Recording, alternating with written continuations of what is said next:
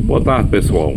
Eu resolvi fazer esta live de forma mais específica. Antes eu tinha feito uma mas tracei, dei uma geral, né? Sobre os novos gestores que irão assumir, tanto secretário como presidente de Câmara e como prefeitos. E agora eu vou fazer uma de forma mais específica, voltada para os novos gestores.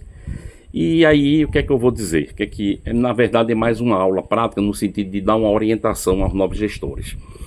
Quando você chegar, a primeira coisa que você tem que fazer, se você teve a transição, você vai chegar com algumas informações e é mais fácil. Se não teve, você vai enfrentar mais problemas. Por quê? Porque você tem que rever todos os contratos que têm em vigor e os que não estão vencidos. O que estão vencidos, você vai ter que dar uma providência, principalmente se for contratos de serviços essenciais e contínuos, que não podem ser paralisados. Esse dia 1º, dia 2, você já tem que estar revendo tudo, porque o serviço é coleta de lixo. Vou dar um exemplo, ela não pode passar 2, 3 dias sem fazer coleta de lixo numa cidade. O serviço de telecomunicações de uma prefeitura, você vai precisar de serviço de dados também. Isso também é um serviço essencial. O serviço da saúde também é essencial, tanto nos atendimentos nos postos como nas emergências, também é essencial e contínuo. Então você vai ter que rever os contratos, o que tem e o que não tem. O que não tem, você vai ter que de imediato providenciar. Tem uma situação que, né, neste caso aí, a lei permite, o artigo 75, inciso 8 da nova lei 1433, ela vem autorizar a você se utilizar de um decreto de emergência, e você faz com esse decreto de emergência, você pode contratar por dispensa ou contratação direta. Você pode. O que é que diz lá esse artigo? Autoriza a contratação direta com dispensa de licitação de empresas para prestação de serviços, fornecimento de bens e execução de obras, nos casos de emergência ou calamidade pública, quando houver risco de prejuízo ou comprometimento à segurança de pessoas, de obras, de serviços e equipamentos e outros bens, tanto público quanto particular. Esse conceito aqui, lá no artigo, na lei 866, ele também já dava mais ou menos esse conceito, mudou pouca coisa. Só que tem uma diferença. Na outra lei 866, o prazo máximo lá era 90 dias, era 6 meses, podia ser 90 dias e prorrogado por mais 90, no máximo 6 meses. Este aqui te dá o direito, entendeu? Você tem como fazer ele por 1 ano, agora não pode ser mais renovado. Porém, para você fazer o decreto de emergência, tem alguns requisitos. Um dos requisitos é você justificar e fundamentar o porquê daquela necessidade de você estar utilizando o decreto de emergência para contratação direta ou por dispensa. E tem uma coisa boa, ele aqui, na contratação direta ou por dispensa, ele faculta você a fazer o ETP, que é o Estudo Técnico Preliminar, e o plano plurianual, você também é dispensado, de acordo com o normativo Instrução SEG 58/2002, artigo 14.1. Ele dispensa essas formalidades no decreto de emergência. Uma outra coisa que eu quero chamar a atenção para os senhores é no sentido de que você vai ter que chegar lá e rever a área da saúde, como é que está o andamento dos serviços, educação, saúde. Dentro dessas áreas, normalmente, elas são ordenadores de despesas. E o que é que acontece? Existem programas sociais que você tem que estar alimentando.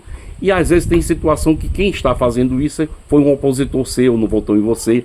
E às vezes chega lá, ele não vai querer fazer o serviço como deve ser feito.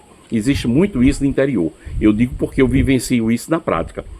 Então você tem que ter cuidado para saber como lidar com essa situação, porque esse serviço não pode também ser paralisado, sob pena do município ficar prejudicado no recebimento das verbas daqueles programas, destinados àqueles programas. Então isso também é uma outra coisa muito importante que o gestor tem que ter cuidado, saber quem é quem que vai botar naquelas áreas ali da saúde, da educação, para poder alimentar os programas sociais. Outra coisa importante também são os conselhos da saúde, da agricultura, da educação, da ação social. Você também precisa renová-los. Assim que você chegar, isso são coisas que têm que ser feitas na primeira semana de trabalho. Você tem que renovar também esses conselhos. O contratação, aí depois vem a contratação do pessoal. Aí eu recomendo o seguinte: nessa contratação do pessoal, veja qual é a necessidade. Chame o seu secretário e diga: eu quero trabalhar com o estritamente necessário. Para quê? Para você conter gastos. Se você souber conter gastos nesse início de gestão, janeiro, fevereiro, nos primeiros 6 meses, você vai ter mais sucesso. Se você sair contratando de qualquer forma, eu sei que tem muitas promessas, a gente termina se elegendo e promete fazer isso, fazer aquilo, mas tem situações que às vezes essas promessas podem ficar para depois, sob pena de você comprometer a sua gestão. Se você não fizer isso no início, seja duro, seja enérgico, no sentido de só contratar o essencialmente para os programas não serem paralisados. Os serviços contínuos essenciais, que são os serviços oferecidos à população, de forma geral, não ser paralisado. Então contrate secretários. Você tem, digamos, 8 ou 9 secretarias. Se você quiser, você pode contratar, funcionar só com 5 secretarias. As outras secretarias podem ser funcionar através de um gestor, de um secretário interino. O secretário de Agricultura pode responder pela de obras e vice-versa, entendeu? E aí você vai estar economizando com mão de obra, vai estar economizando com mão de obra tanto do secretário como do pessoal, que não tem necessidade. Tem situações que aquelas secretarias só vão andar mais na frente, então você deixa ela em stand-by. Outra coisa que você pode rever é seu plano de cargo e salário. Também pode rever o plano de cargo e salário. Isso tem que ser feito na primeira semana também que você assume. Se você fizer o dever de casa desta forma que eu estou dizendo, você vai ter uma gestão mais tranquila. Então, você, como gestor, você vai dar o norte para a sua assessoria, para os seus secretários e para os seus assessores jurídicos do que você quer. E aí, dentro disso daí, vai ser feito o trabalho. Porque nem tudo que você quer pode ser feito. Porque a lei, você tem que seguir estritamente o artigo 37, como eu falei na outra live, o artigo 37, ele lá elenca vários incisos e vários parágrafos, onde ele fala da contratação de pessoal, onde ele fala da moralidade, da impessoalidade, do princípio da legalidade, impessoalidade, moralidade, eficiência, publicidade de todos os atos, entendeu? Esse artigo 37 é a base. Então você não pode fazer nada o que a lei não determina. O norte que vai te dar é a base total, vai ser o artigo 37 da Constituição. E depois vem a lei 866, que antes era 866, agora é 1433. E para toda contratação, para toda compra e serviços, de obras inclusive ou de bens, você vai ter que se utilizar da 1433/2021. Mas neste momento de entrada, você pode se utilizar do artigo 75, o inciso 8, o decreto de emergência, para fazer a contratação direta e as compras por dispensa. Se pode ser feito sem problema nenhum. Tem tribunal que questiona, mas se você tiver uma boa justificativa, um bom fundamento, não tem problema nenhum. Isso pode ser feito mesmo. O que não pode é o serviço ser paralisado, é chegar uma pessoa no hospital ou no posto de saúde e não ser atendido porque não tem uma ambulância, porque a ambulância não tem pneu, porque não tem remédio, porque não pode comprar, porque o valor de dispensa que tem, às vezes não permite o município andar, porque você às vezes vai fazer uma situação, uma compra pequena, e aí vai utilizar um mês, no outro mês você não pode mais comprar, porque o valor é pequeno. Como a gente sabe, os valores hoje já está em 59 mil, o outro está em 119 mil, né? O valor para compra e o valor para serviço, 119 mil reais. Então, são valores que não atendem à demanda de um mês do município. Então, por conta disso, através do decreto, você pode se utilizar e comprar um valor maior para que os serviços não sejam prejudicados.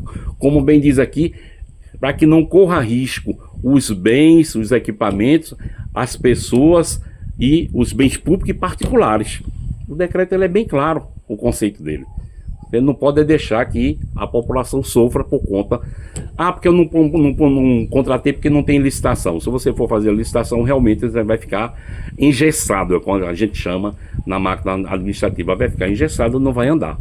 Então eu recomendo aos senhores, basicamente é isso aqui, principalmente nas áreas de saúde, que não pode ser paralisado, entendeu? Os hospitais, os postos de atendimento, as coletas de lixo, os carros de transporte também é serviço essencial. Você pode justamente se utilizar desse decreto de emergência mais uma vez e colocar a sua gestão para andar. Outra coisa que é muito importante é você verificar no seu almoxarifado o que você tem. Em cima disso, depois do que você fizer o levantamento, é que você vai ver a necessidade de compra de remédio, de peças, de pneus. Então você tem que primeiro ver o seu almoxarifado. E uma coisa mais importante ainda, além do almoxarifado, é você ver o seu patrimônio, para ver o que está na contabilidade e o que de fato tem fisicamente lá, o que você encontrou. Você encontrou 2 carros, encontrou 10 pneus, encontrou 10 máquinas, o patrimônio ele vai registrar tudo que tem na administração. Mesas, cadeiras, computadores, impressora, carro, máquina, tudo está lá no patrimônio.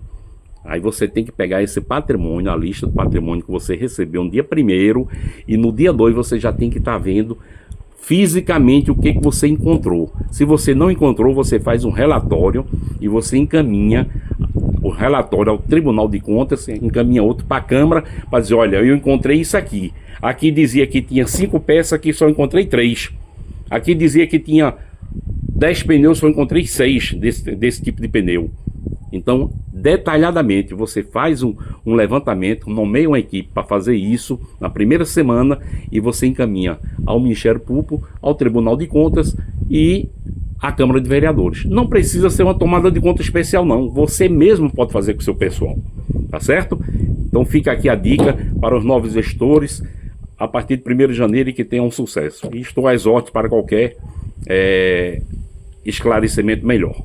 Um abraço, boa tarde a todos.